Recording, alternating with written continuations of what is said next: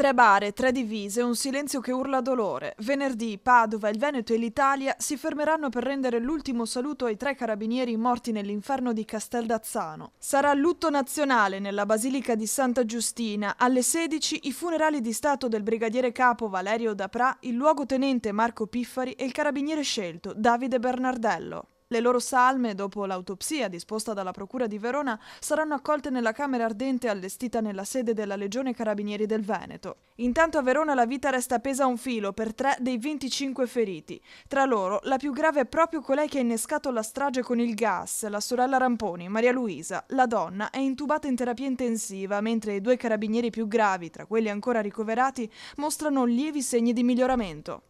Per i 3 fratelli Ramponi la procura ipotizza il reato più pesante, quello della strage.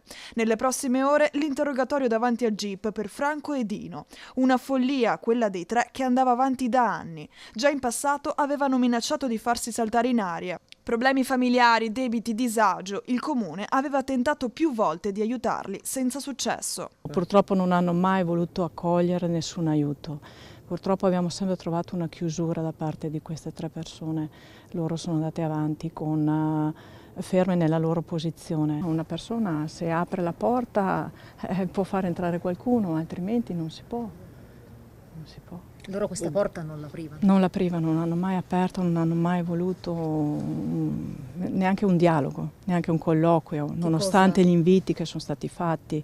Abbiamo documenti che parlano chiaro di quello che abbiamo tentato di raggiungere, ma purtroppo c'è stata chiusura sempre. Oltre al lutto regionale sarà anche lutto cittadino per 6 giorni a Casteldazzano. Domani sera nelle vie del comune si terrà una fiaccolata per ricordare le vittime della strage, perché il sacrificio di Valerio, Marco e Davide non sia dimenticato, uomini dello Stato caduti mentre facevano il proprio dovere.